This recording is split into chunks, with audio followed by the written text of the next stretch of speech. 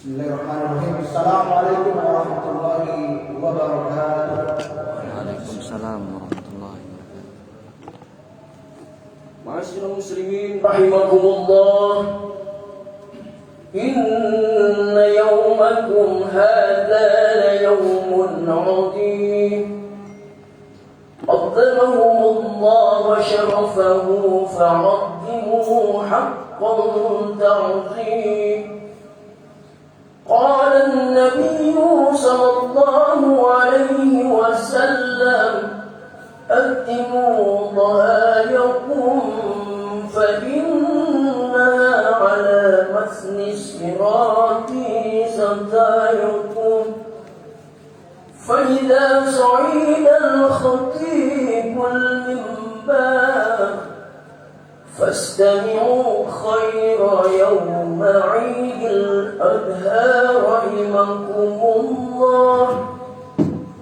فاستمعوا خير يوم عيد الأضحى رحمكم الله.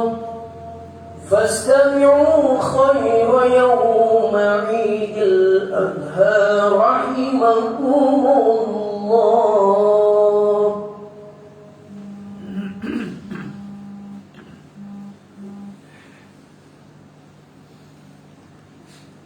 الله أكبر الله أكبر الله أكبر الله أكبر الله أكبر الله أكبر الله أكبر الله أكبر الله أكبر الله أكبر كبيرا والحمد لله كثيرا وسبحان الله بكرة وأصيلا.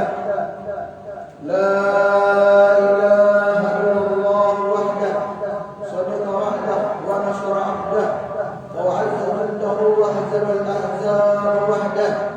لا إله إلا الله والله أكبر الله أكبر ولله الحمد. الحمد لله رب العالمين نحمده ونستعينه ونستغفره ونعوذ بالله من شرور أنفسنا ومن سيئات أعمالنا. من يهده الله فلا مضل له ومن يضلله فلا هادي له. أشهد أن لا إله إلا الله وأشهد أن محمدا عبده ورسوله الذي لا نبي بعده وهو المبعوث رحمة للعالمين. اللهم صل وسلم على سيدنا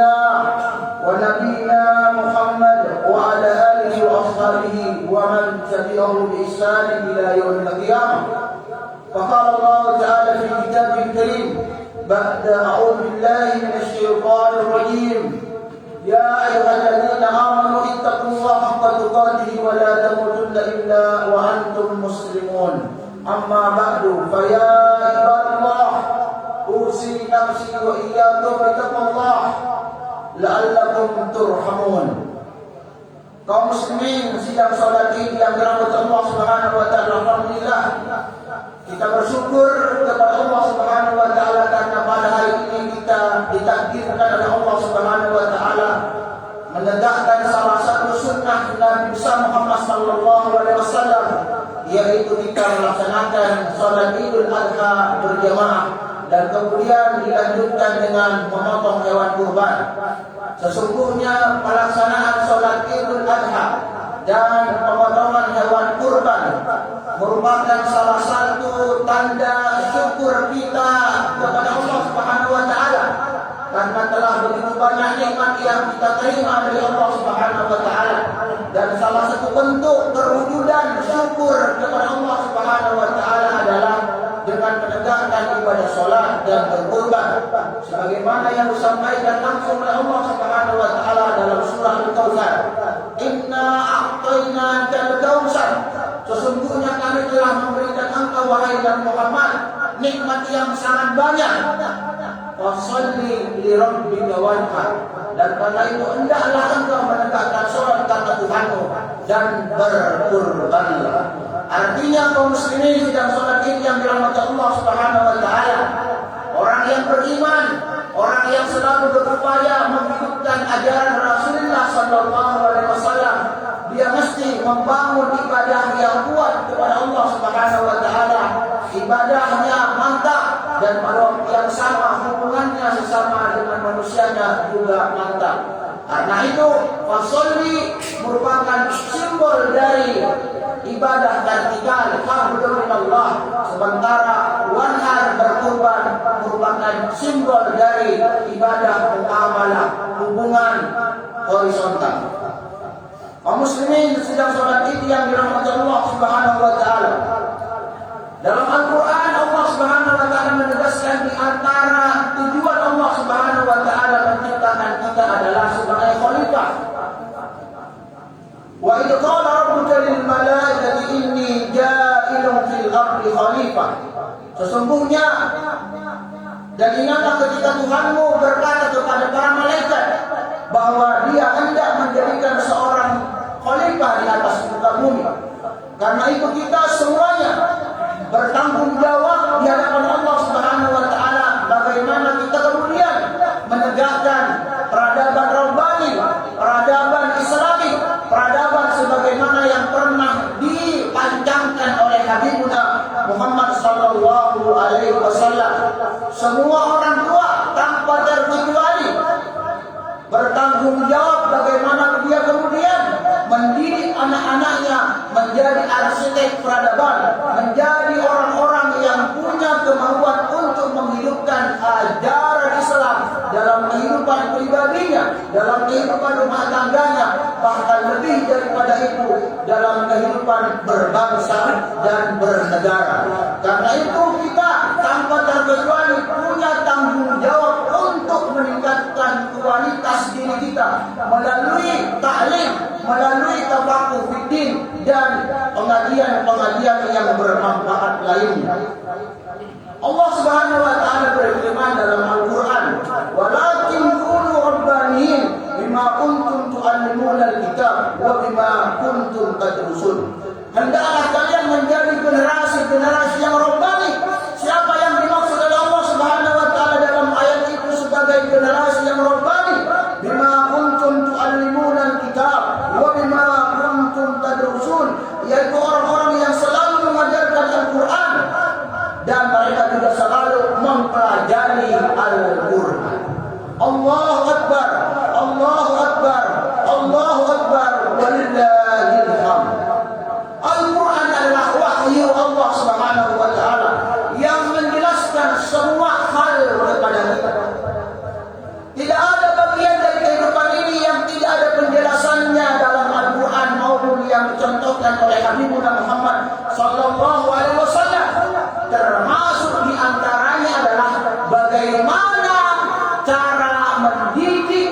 melahirkan generasi yang robbani, generasi yang punya kemampuan melaksanakan dan menegakkan peradaban robbani.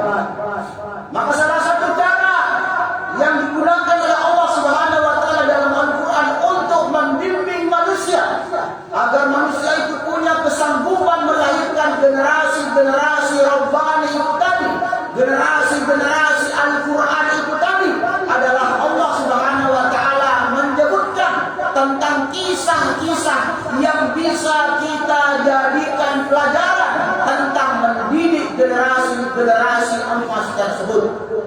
Maka di antara cerita-cerita yang banyak sekali disampaikan oleh Allah Subhanahu wa taala dalam Al-Qur'an adalah cerita tentang Nabi Ibrahim. Karena ternyata Nabi Ibrahim adalah salah satu nabi yang berhasil mendidik anak-anaknya menjadi anak-anak yang soleh dan soleh.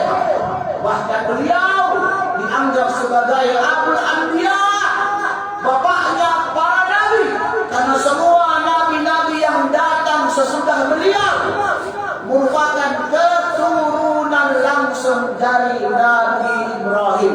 Bahkan Habibuna Sayyiduna Muhammad itu adalah keturunan langsung Nabi Ibrahim melalui jalur Nabi Ismail alaihi wassalam. Allahu Akbar, Allahu Akbar, walillahil hamd. Kaum muslimin sedang sholat Id yang dirahmati Allah Subhanahu wa taala. Kalau kita berbicara tentang pendidikan, maka salah satu aspek yang paling fundamental dalam proses pendidikan, pengajaran dan pembinaan anak-anak itu adalah bahan ajar alias kurikulum. Dalam Al-Quran Allah Subhanahu wa taala menjelaskan tentang bagaimana Nabi Ibrahim mengajarkan anak-anaknya dan kurikulum apa yang beliau berikan, yang beliau sampaikan kepada anak-anaknya. Maka para ulama merumuskan bahwa di antara kurikulum pertama yang diajarkan oleh Nabi Ibrahim kepada anak-anaknya untuk melahirkan generasi robbani itu dan adalah melalui pengajaran, pendidikan, penanaman akidah tauhid la ilaha illallah. Mari kita perhatikan firman Allah Subhanahu wa taala yang terdapat dalam surah Al-Baqarah 132. Wa wassa biha Ibrahim banihi wa Yaqub. Dan ingatlah ketika Nabi Ibrahim berwasiat kepada anak-anaknya, demikian juga dengan Nabi Yaqub. Inna Allah astafa lakum-ad-din. Sesungguhnya Allah Subhanahu wa taala telah menitipkan untuk kalian sebuah agama. Fala tamutunna illa wa antum muslimun. Dan janganlah kemudian kamu mati, meninggal kecuali dalam keadaan muslim berserah diri kepada Allah Subhanahu wa taala. Kalau kita lihat dalam tafsir At-Tabari, salah satu tafsir yang otoritatif, di sana disebutkan bahwa yang dimaksud dengan kata biha, kalimat yang digunakan oleh Nabi Ibrahim untuk wasiat kepada anak-anaknya adalah kalimat yang berbunyi aslamtu lirabbil alamin. Aku berserah diri kepada Allah Subhanahu wa taala, Tuhan semesta alam yang terdapat pada ayat sebelumnya. Artinya Nabi Ibrahim berharap semua anak-anaknya sepeninggal beliau tetap memiliki akidah yang sama, akidah la ilaha illallah, akidah yang menegaskan bahwa hanya ada satu Tuhan yang berhak kita sembah dengan benar, kecuali yaitu Allah Subhanahu wa taala Rabbul Alamin. Allahu Akbar, Allahu Akbar, Allahu Akbar, walillahil hamd. Kenapa kita perlu menenangkan anak-anak kita, mengajarkan anak-anak kita pendidikan akidah, pendidikan tauhid la ilaha illallah? Karena kita yakin akidah itulah yang bisa membentuk misi kehidupan seorang muslim.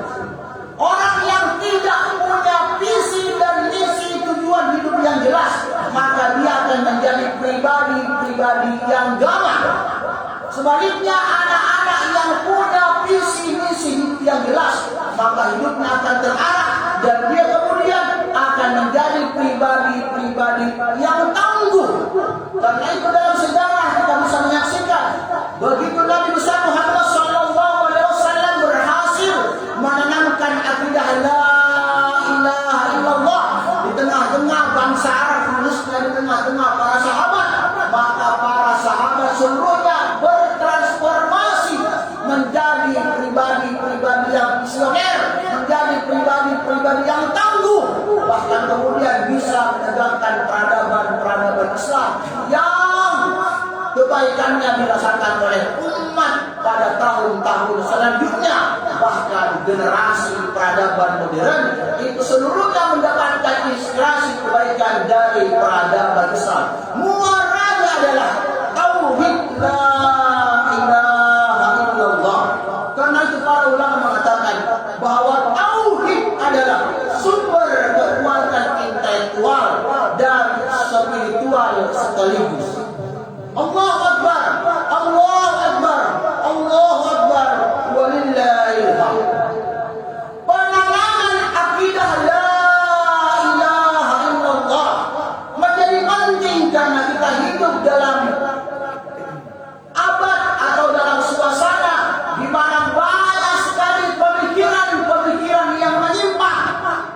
Beberapa hari yang terakhir kita mendengarkan kabar bahwa ada salah satu pengasuh di pesantren yang mencampur adukan antara salam Islam dengan salam Yahudi. Kebiasaan itu oleh para ulama-ulama kita yang masih lurus akidahnya disebut dengan ajaran pluralisme, bahwa semua agama itu benar. Yang benar bukan cuma Islam, Yahudi juga benar, Kristen juga benar, bahkan agama Hindu dan Buddha, ajaran-ajaran di luar yang lain pun juga benar. Khusus agama Yahudi dan Kristen, mereka mengatakan bahwa agama Yahudi, agama Nasrani itu juga merupakan perwujudan dari millahnya, ajarannya Nabi Ibrahim. Pertanyaannya kemudian adalah, betulkah agama Yahudi, agama Nasrani adalah millahnya, ajarannya Nabi Ibrahim? Maka seorang muslim yang membaca Al-Quran akan sampai pada jawaban yang meyakinkan bahwa satu-satunya pewaris ajaran Nabi Ibrahim yang sah adalah ajaran Islam. Kenapa? Karena ada kesamaan tinggi ajaran. Millahnya Nabi Ibrahim, ajarannya Nabi Ibrahim sama dengan ajarannya Islam, yaitu la ilaha illallah. Mari kita lihat firman Allah Subhanahu wa taala dalam Al-Qur'an yang menegaskan tentang hal ini. Maka Ibrahim Yahudiyyan wala Nasraniyya. Nabi Ibrahim itu bukanlah seorang Yahudi, juga bukan seorang Nasrani, walakin kana hanifan muslimah. Akan tetapi beliau adalah orang muslim yang hanif, wa ma kana minal musyrikin. Dan Nabi Ibrahim sekali-kali tidak pernah menyekutukan Tuhan. Bandingkan dengan ajaran Kristen Nasrani, bandingkan dengan ajaran Yahudi. Semua agama itu menganut keyakinan Tuhan itu punya anak dan lain-lain sebagainya. Karena itu kaum muslimin sedang sholat Id yang dirahmati Allah Subhanahu wa taala, orang tua bertanggung jawab memastikan anak tetap dalam keadaan muslim. Jangan sampai kita biarkan anak kita menjadi murtad, berpindah dari agama Islam kepada agama-agama yang lain.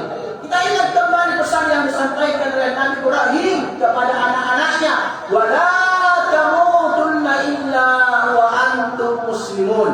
Dan janganlah kamu sekali-kali mati kecuali dalam keadaan muslim. Kita yakin kalau kita meninggal dalam keadaan muslim, istri kita mati dalam keadaan muslim, anak dan seluruh keturunan kita mati pula dalam keadaan muslim, berkumpul kita di dunia, insya Allah kita berkumpul di akhirat. Allahu Akbar, Allahu Akbar.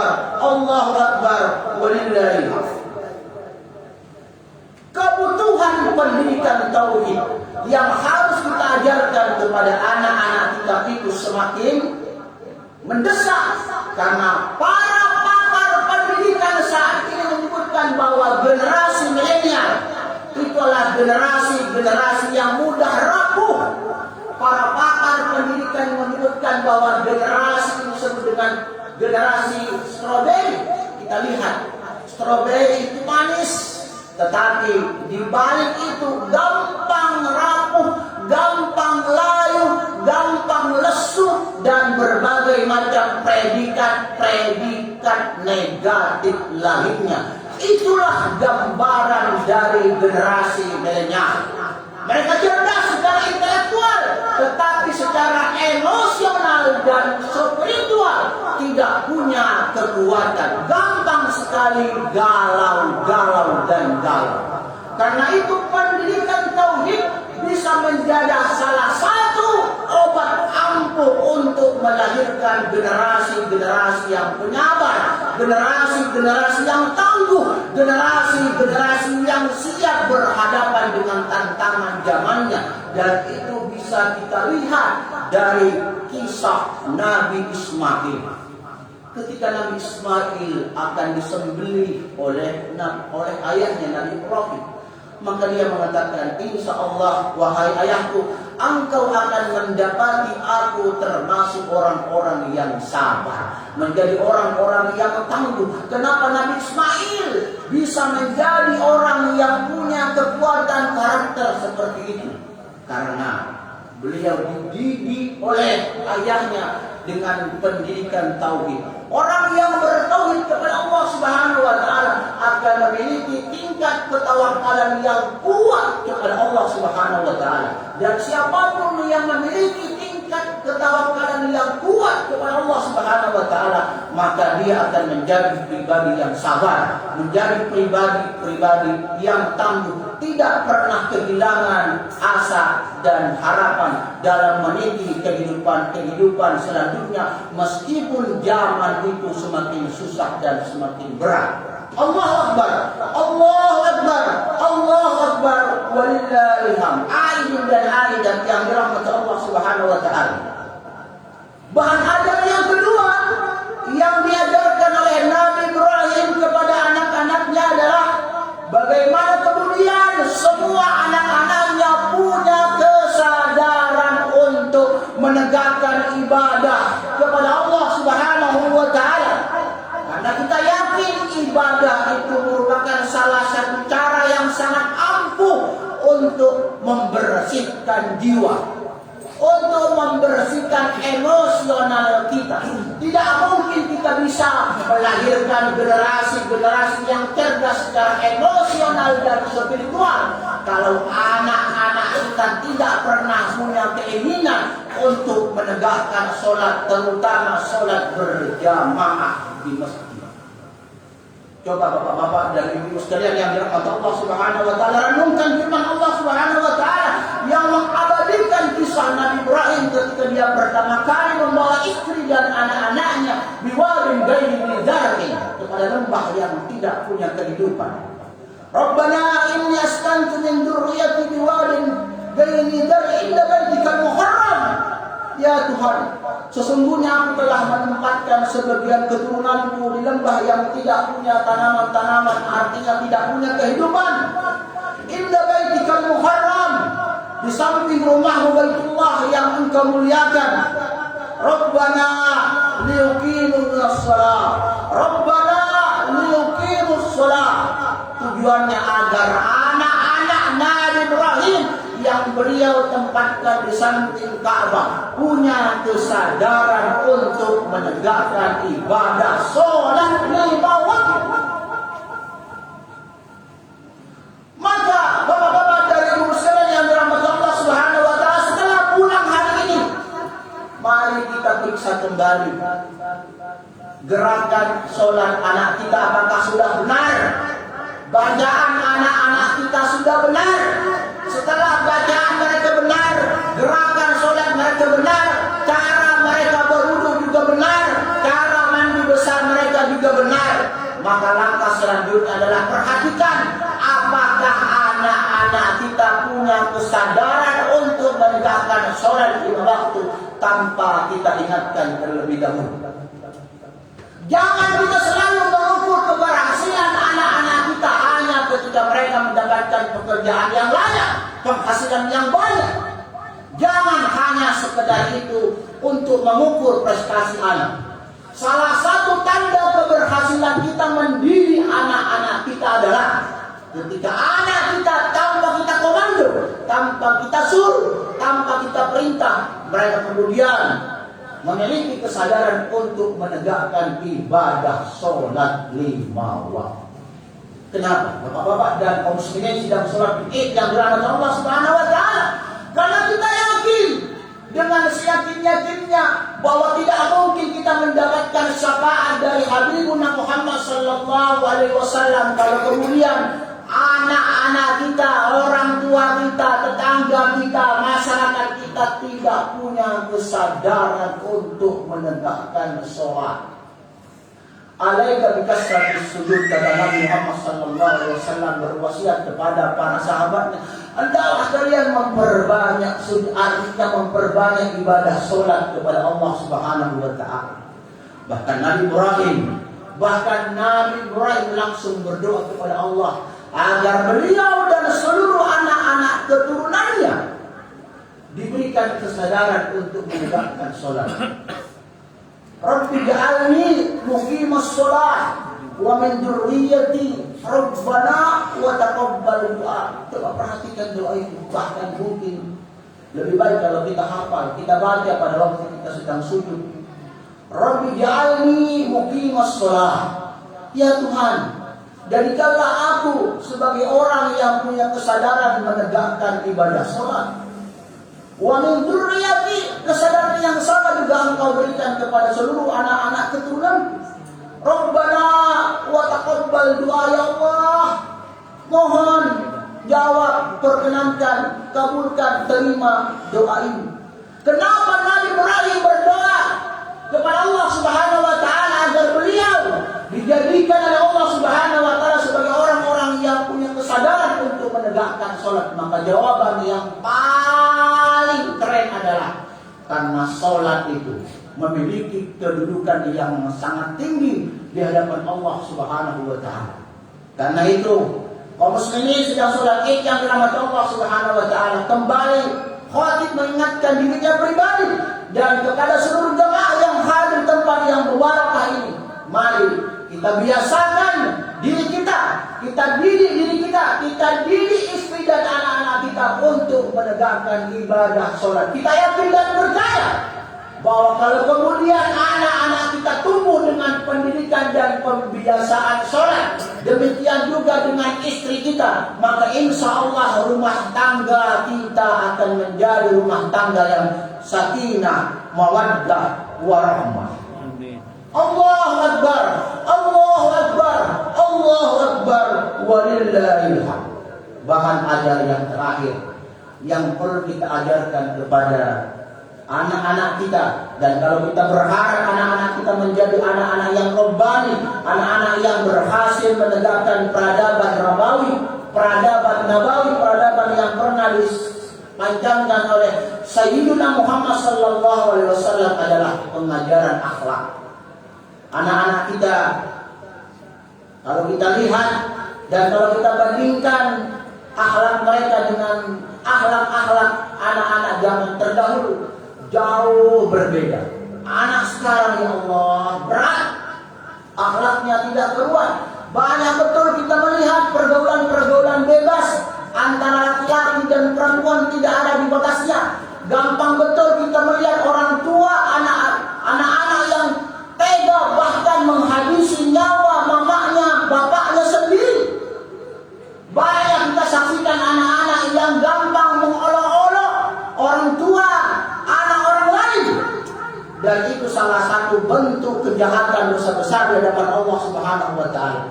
Maka kita sebagai orang tua punya tanggung jawab bagaimana kemudian anak-anak kita tumbuh menjadi anak-anak yang memiliki adab dan kesopanan yang tinggi. Tentu salah satu cara yang paling utama adalah dengan berdoa. Maka kita wajib berdoa kepada Allah Subhanahu wa taala, mudah-mudahan anak kita dilembutkan hatinya, dilembutkan lisannya, dan kemudian anak-anak itu tumbuh menjadi anak-anak yang memiliki akhlakul karimah. Semua itu sekali lagi berpulang kepada kemauan kita sebagai orang tua. Apakah kita bosan berdoa kepada Allah Subhanahu wa taala untuk berdoa kebaikan kepada anak-anak kita seluruhnya? Hanya kepada Allah Subhanahu wa taala kita berserah, dan semoga Allah Subhanahu wa taala menjadikan diri kita sebagai orang-orang yang punya kemauan untuk menegakkan kalimat la ilaha illallah. Orang-orang tua yang punya keinginan untuk mengejarkan pendidikan la ilaha illallah. Kita juga berharap kepada Allah Subhanahu wa taala, semoga Allah Subhanahu wa taala menjadikan kita sebagai orang tua yang bisa menghantarkan anak-anak kita menjadi pribadi-pribadi yang mencintai sholat, menjadi pribadi-pribadi yang mencintai masjid. Dan karena ibadah sholat yang mereka lakukan secara tulus dan terus-menerus, Allah berkenan menjadikan mereka sebagai anak-anak yang memiliki akhlakul karimah. Hadanallahu wa iyyakum ajma'in. Barakallahu li wa lakum wa nafa'ani wa iyyakum bima fihi min al-ayati wa dhikril hakim. Wa taqabbalallahu minni wa minkum tilawatahu innahu as-sami'ul 'alim.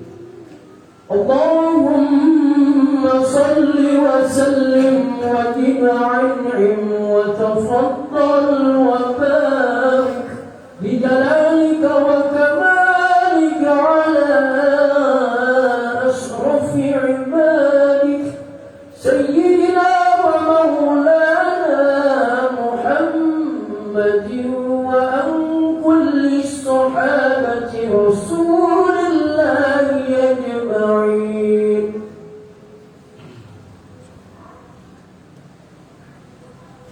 الله أكبر الله أكبر الله أكبر الله أكبر الله أكبر الله أكبر الله أكبر الله أكبر كبيرا والحمد لله كثيرا وسبحان الله بكرة وأصيلا. لا إله إلا الله الله أكبر الله أكبر ولله الحمد. الحمد لله رب العالمين. الحمد لله الذي خلق الموت والحياة ليبلوكم أيكم أحسن عملا. أشهد أن لا إله إلا الله وأشهد أن محمدا عبده ورسوله. اللهم صل على سيدنا محمد وعلى آل سيدنا محمد. أما بعد فيا عباد الله أوصيكم وإياي بتقوى الله، لأن الله تعالى قال في الكتاب الكريم بعد أعوذ بالله من الشيطان الرجيم: يا أيها الذين آمنوا اتقوا الله وقولوا قولا سديدا يصلح لكم أعمالكم ويغفر لكم ذنوبكم ومن يطع الله ورسوله فقد فاز فوزا عظيما. وقال الله تعالى في آية أخرى: إن الله وملائكته يصلون على النبي يا أيها الذين آمنوا صلوا عليه وسلموا تسليما. اللهم صل على سيدنا محمد وعلى آل سيدنا محمد. اللهم اغفر للمسلمين والمسلمات والمؤمنين والمؤمنات الأحياء منهم والأموات. اللهم اغفر لنا ولوالدينا وارحمهم كما ربونا صغارا. اللهم تقبل منا صلاتنا وسجودنا ونهارنا. اللهم إنا نسألك علما نافعا ورزقا طيبا وعملا متقبلا. اللهم إنا نسألك العفو والعافية في الدنيا والآخرة. اللهم إنا نسألك العفو والعافية في ديننا ودنيانا ومالنا وأهلنا. اللهم طول أمورنا وصلح أجسادنا ونور قلوبنا وثبت إيماننا ووسع رزقنا واقضي هوائجنا في الدنيا والآخرة. وإلى الخير قربنا وعن الشر أبعدنا إنك على كل شيء قدير. اللهم انصر المجاهدين والمسلمين في فلسطين. اللهم انصر المجاهدين والمسلمين في فلسطين. اللهم انصر المجاهدين والمسلمين في كل مكان. ربنا آتنا في الدنيا حسنة وفي الآخرة حسنة وقنا عذاب النار. سبحان ربك رب العزة عما يصفون وسلام على المرسلين والحمد لله رب العالمين. يا عباد الله إن الله يأمركم بالعدل والإحسان وإيتاء ذي القربى وينهى عن الفحشاء والمنكر والبغي يعظكم لعلكم تذكرون. والله يعلم ما تصنعون. وأقيموا الصلاة. السلام عليكم ورحمة الله وبركاته.